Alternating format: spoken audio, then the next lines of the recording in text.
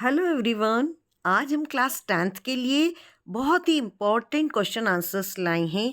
Total 30 question हैं और जिनसे कि आप 15 अंक ला सकते हैं। 15 अंक किस तरह से? क्योंकि आप जानते हैं कि 6 क्वेश्चन आते हैं 2-2 नंबर के और एक क्वेश्चन आता है 3 नंबर का। तो इस तरह से 12 और 3 15 ये आपके प्रोस के क्वेश्चन हैं जो हमने कवर किए हैं और इनके इजी लैंग्वेज में आंसर भी लिए हैं ताकि आप जल्दी से इनको याद कर सकें। एक और चीज़ हम यहाँ स्पष्ट करना चाहेंगे कि ये जो क्वेश्चन आंसर हैं ये एमपी बोर्ड के विद्यार्थियों के लिए ज़्यादा महत्वपूर्ण है। आंसर दूसरे बच्चे भी देख सकते हैं लेकिन क्वेश्चन जो महत्वपूर्ण है वो एमपी बोर्ड के लिए। चलिए शुरू करते हैं। पहला question, what did Lencho hope for? Lencho को किस चीज़ की उम्मीद थी? तो Lencho hoped for good rain for a good harvest. Lencho को एक अच्छी फसल के लिए अच्छी बारिश की उम्मीद थी। What made Lencho angry? Lencho गुस्सा क्यों हुआ? क्योंकि लेंचो गुस्सा इसलिए हुआ because he received only 70 pesos instead of 100 pesos. क्योंकि लेंचो को चाहिए थे 100 पैसो और उसे मिले सिर्फ 70 पैसे, तो इसलिए वो गुस्सा हुआ। Why did the postmaster send money to Lencho and sign the letter God? Postmaster ने लेंचो को मनी क्यों सेंड किया और गॉड के नाम से साइन क्यों किया? ये वाला जो क्वेश्चन है ये 3 नंबर वाला है। ऊपर के जो 2 क्वेश्चन थे ये 2-2 नंबर के लायक थे और ये 3 नंबर का है। तो पोस्टमास्टर ने लेंचो को मनी सेंड करके गॉड का साइन इसलिए किया ताकि उसका ईश्वर में विश्वास बना रहे। हमने अलग अलग रंग से प्रश्नों को लिखा है। इसका उद्देश्य ये है कि आप ये पता कर सकें कि ये चैप्टर अलग अलग हैं। जैसे ये 3 क्वेश्चन रेड कलर के हैं, इट मीन्स ये आपका यहाँ पर फर्स्ट चैप्टर खत्म हो जाता है। अब हम लेते हैं अगला question, what does courage mean to Mandela? Mandela के लिए करेज का क्या मतलब था? According to Mandela courage means triumph over fear. Mandela के हिसाब से डर के ऊपर जीत को ही उन्होंने करेज कहा है। Question number 5, why does Mandela thank the international leader for? Mandela ने इंटरनेशनल लीडर्स को क्यों थैंक यू बोला? तो मंडेला ने इंटरनेशनल लीडर्स को थैंक यू इसलिए बोला कि वो न्याय, शांति और ह्यूमन डिग्निटी की जो विक्ट्री थी, जीत थी, उसके सेलिब्रेशन को देखने के लिए आए, इसलिए मंडेला ने उनको थैंक यू कहा। Question number 6, how did Mandela's hunger for freedom change his life? Mandela का जो हंगर फॉर फ्रीडम था वो कैसे चेंज हुआ? तो मंडेला की जो हंगर थी फ्रीडम के लिए, उससे उनकी पूरी पर्सनालिटी चेंज हो गई। कैसे चेंज हो गई? कि वो fearful man to a fearless rebel, मतलब वो एक डरपोक व्यक्ति थे लेकिन एक आज़ादी की जो उनकी चाहत थी उसके चलते वो एक निडर विद्रोही से बन गए थे। ये चैप्टर अब यहीं ख़त्म होता है और अब हम आते हैं फर्स्ट फ्लाइट वाले पे। Why was the young seagull afraid to fly? जो यंग सीगल थी वो उड़ने से क्यों डर रही थी? The young seagull was afraid to fly because it was his first flight. तो यंग सीगल जो बच्चा था वो इसलिए डर रहा था, सीगल का बच्चा, क्योंकि वो उसकी पहली उड़ान थी। He feared falling and hurting himself. उसको लग रहा था कि कहीं वो गिर ना जाए और उसको चोट न लग जाए, इस करके वो डर रहा था।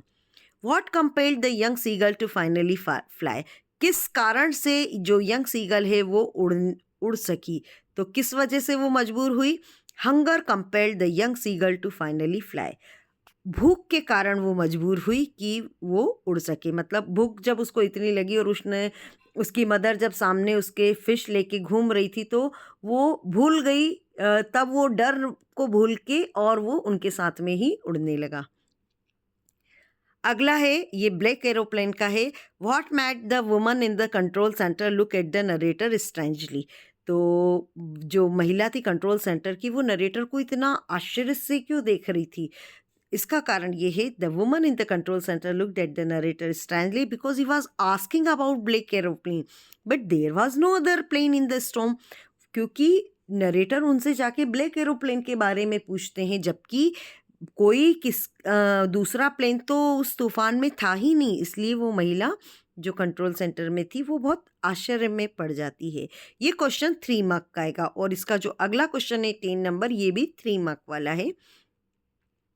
Describe the narrator's experience as he flew the aeroplane in the storm. जब नरेटर तूफान में एरोप्लेन को उड़ा रहे थे तो उनका क्या एक्सपीरियंस था। As the narrator enter the storm his plane started jumping and twisting. जब नरेटर स्टॉर्म के अंदर गए तो उनका जो प्लेन था वो बहुत ज़्यादा मतलब जंप करने लगा, हिलने डुलने लगा, ऊपर नीचे होने लगा। ही कुडंट सी एनीथिंग, उनको कुछ दिखाई नहीं दे रहा था। The compass had stopped working, और जो कंपास था वो भी काम करना बंद कर दिया था। अब हम आते हैं अगले चैप्टर पे। Why was mister Keesing annoyed with Anne. Mister Keesing Anne से क्यों नाराज थे। Mister Keesing was annoyed with Anne because she was very talkative.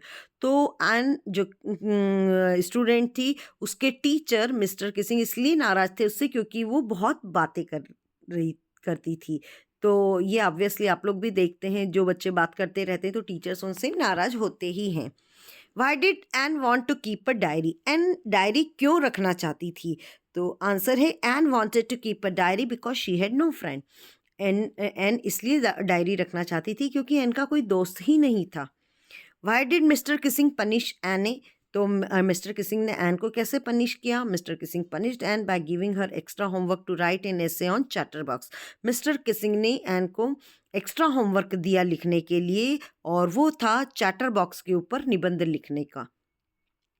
अगला क्वेश्चन है what makes writing in a diary strange experience for Anne Frank. ये भी बड़ा question है। Writing in a diary was the strange experience for Anne Frank because she had never written anything before in a diary. अब diary लिखना Anne के लिए बड़ा अजीब अनुभव इसलिए था, जैसे ही उसको बर्थडे में डायरी मिलती है तो उसे लगता है कि क्योंकि उसने कभी डायरी लिखी नहीं थी तो इसलिए उसके लिए ये अलग ही तरह का अनुभव था। अब हम आते हैं अगले चैप्टर पे। What are the elders in Goa nostalgic about. जो गोवा के बुजुर्ग लोग हैं उनको क्या चीज़ें याद आती हैं। The elders in Goa are nostalgic about the good old Portuguese days and bread loaves. तो गोवा के जो बुजुर्ग लोग हैं, जो पुराने लोग हैं, उनको वो समय याद आता है जब पुर्तगीज डेज में उनके बहुत अच्छे दिन थे, और ब्रेड लोव्स के बारे में उनको याद आता है। Baking was considered an important and a profitable profession in a traditional Goan village. Explain. ये 3 मार्क का क्वेश्चन है कि बेकिंग इतना महत्वपूर्ण बिजनेस क्यों था गोवा के विलेज में। आंसर है baking was considered an important and a profitable profession because the bakers earned well and never starved. क्योंकि बहुत बेकिंग का वहाँ पर यूज़ होता था ब्रेड का, और जो बेकर्स थे वो बहुत अच्छा कमा लेते थे और कभी भी भूखे तक नहीं मरना पड़ा। इसलिए हम कह सकते हैं कि ये एक अच्छा प्रोफेशन था। नेक्स्ट है describe the pen portrait of a tradition Goan villager. तो पेन पोर्ट्रेट बताना है आपको जो गोवा के बेकर्स थे उनके बारे में। The bakers is an important person in the Goan village. क्योंकि गोवा के विलेज में बेकर बहुत इंपॉर्टेंट पर्सन होते थे। He is called a pader, उनको पैडर कहा जाता था। He would come twice a day and the children ran to meet him for the bread bangles. वो दिन में 2 बार उस गांव से निकलते थे और बच्चे उनके पास में ब्रेड बैंगल्स के लिए दौड़ते थे। अगला क्वेश्चन है when would the baker come every day why did the children run to meet him. तो बेकर्स कितनी बार आते थे और बच्चे उनके पास क्यों दौड़ते थे। The bakers would come twice in a day, 2 बार जाते थे बेकर, एक तो मॉर्निंग में और दूसरा जब वो लौटते थे, और बच्चे उनके पास ब्रेड बैंगल्स लेने के लिए जाते थे। Why is Coorg compare to heaven. ये जो कुर्ग है इसकी स्वर्ग से तुलना क्यों की गई है। Coorg is compare to heaven because of its natural beauty. क्योंकि वो प्राकृतिक रूप से इतना सुंदर है कि उसके लिए कुर्ग की तुलना हेवन से की जाती है। वेयर इज कुर्ग, कुर्ग कहाँ है। Coorg is the smallest district of Karnataka. It is situated Midway between Mysore and Mangalore. Coorg Karnataka का एक छोटा सा राज्य है और ये मैसूर और मैंगलोर के बीच में है।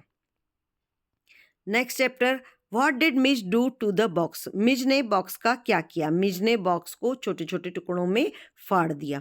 What did the otter look like. Otter किस तरह का दिखता था। The otter looked like a small dragon belonging to the middle ages. Otter small dragon जैसा दिखता था और वो भी मध्यकालीन युग का, क्योंकि जो सबसे पहली एज थी अगर हम वहाँ पर जाएं तो उस एज में ड्रैगन्स बहुत ज़्यादा बड़े होते थे, तो उतना बड़ा नहीं था लेकिन ड्रैगन था और छोटे साइज का था। Why was the otter named Maxwell's otter, otter का नाम मैक्सवेल का ऑटर क्यों पड़ा? क्योंकि ये ऑटर का नाम मैक्सवेल ही ने दिया था, इसलिए उसे मैक्सवेल का ऑटर कहते हैं। तो ये जो मैक्सवेल ही है इसका पूरा नाम भी है, लेकिन चूंकि बच्चों को वो इतना याद होता नहीं है तो हमने सिर्फ मैक्सवेल ही ले लिया है। यदि आप पूरा याद कर सकते हैं तो ज़रूर बुक में से देखकर याद कीजिएगा। अगला क्वेश्चन है, why didn't Valli want to make friends with the elderly woman? Valli जो बुजुर्ग महिला थी उसको अपना दोस्त क्यों नहीं बनाना चाहती थी? Valley found the woman repulsive, she looked अगली। वैली को वो जो महिला थी वो बड़ी रिपल्सिव लग रही थी, वो भद्दी सी लग रही थी। और आप जानते हैं कि वो पान चबा रही थी, उसके बड़े बड़े ईयर्स होल्स होल्स थे, तो आप वो भी लिख सकते हैं अगर आप याद कर पाते हैं तो ये हमने आंसर इस हिसाब से लिखे हैं कि हर बच्चे को याद हो जाए। लेकिन आप इसमें ये ज़रूर ऐड करिएगा कि उसके बिग ईयर होल्स थे और वो बड़ी ही मतलब शी वॉज च्यूइंग बैटल्स और पान चबा रही थी। How did Valli save up money for her first journey? Valli ने अपनी पहली जर्नी के लिए पैसा कैसे बचाया? तो वैली ने अपनी पहली जर्नी के लिए पैसा बचाने के लिए जो उसकी इच्छाएं थीं, खिलौने खरीदने की, बैलून्स खरीदने की, पेपरमिंट्स खरीदने की, ये सारी इच्छाओं को उसने मारा, उसने दबाया। तो उन्हीं पैसों को बचा के वो बस का टिकट का पैसे बचा पाई थी। इस तरह से उसने अपनी पहली जर्नी की।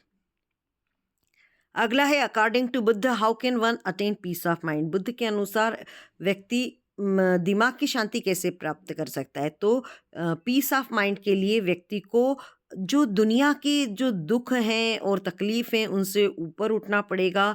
वो चाहे वो शिकायतें हों, दुख हों, ये सारी जो मनोवृत्तियां हैं इनसे उसको ऊपर उठना होगा, तभी उसे शांति मिलेगी। नेक्स्ट क्वेश्चन है, how did Gautam Buddha help Kisa Gotami to understand that is part of one's life? Gautam Buddha ने कैसे समझाया किस्सा गौतमी को कि ये मृत्यु हर किसी के जीवन का हिस्सा है? He told her to bring a handful of mustard seed from a house where death had never locked at the door. तो बुद्ध ने क्या कहा महिला से? बुद्ध ने किस्सा गौतमी से कहा कि वो जाए और उस घर से राई लेकर आए जिस घर में किसी की डेथ नहीं हुई हो। और जैसा कि वो हर घर में गई लेकिन कहीं पर कोई ऐसा घर नहीं मिला जहाँ पर किसी की डेथ नहीं हुई हो, तो वो समझ गई। इस तरीके से किस्सा को गौतम बुद्ध ने समझाने में मदद की कि ये मृत्यु तो सभी के जीवन का हिस्सा है। कोई घर ऐसा नहीं है कि जिसके घर में किसी की डेथ नहीं हुई हो। वाई डिड किस्सा गौतमी गो टू बुद्धा? किस्सा गौतमी बुद्ध के पास क्यों गई थी? तो किस्सा गौतमी बुद्ध के पास इसलिए गई थी to bring her son back to life, क्योंकि उसका जो लड़का था उसकी डेथ हो गई थी और वो चाहती थी कि वो जिंदा हो जाए, इसलिए वो बुद्ध के पास गई थी कि ताकि उसके बच्चे की, उसके बेटे की जिंदगी वापस आ जाए, और जो कि होना संभव ही नहीं है। Question number 29, who is Lomov and why does he visit Chubukov? Lomov कौन था और वो चुबुको के घर क्यों गया? तो लोमो एक बड़ा जमींदार था, समृद्ध जमींदार था, और वो चुबुको के घर उसकी बेटी नटालिया का हाथ मांगने गया था, उससे शादी के लिए प्रपोज करने के लिए गया था। और एक और क्वेश्चन हमने एक्स्ट्रा लिया है जो कि 22 में पूछा गया था, did Lencho try to find out who had seen the money to him, why और व्हाई नॉट? तो क्या लेंचो ने ये पता करने की कोशिश की थी कि उसे पैसे किसने भेजे हैं? तो क्यों पता करने की कोशिश करी या क्यों नहीं? तो आंसर है नो, नहीं, उसने पता करने की कोशिश नहीं की, because he had full faith in God, क्योंकि उसको तो ईश्वर पर विश्वास था। उसने ईश्वर को पत्र लिखा कि मुझे पैसे भेज दो, तो जब पैसे आ गए तो उसने सोचा कि ये तो ईश्वर ने ही भेजे, तो उसने ये बिल्कुल पता करने की कोशिश नहीं की कि आखिर आए कैसे पैसे, उसको इतना दृढ़ विश्वास था। तो बच्चों, यहाँ पर हमारे प्रोज के सभी क्वेश्चंस कंप्लीट होते हैं। आप मेरे चैनल पर बने रहिए, और अब हम इसके बाद में पोएट्री के और फिर उसके बाद में फुटप्रिंट्स विदाउट फुट के आंसर्स भी अपलोड करेंगे। Thank you.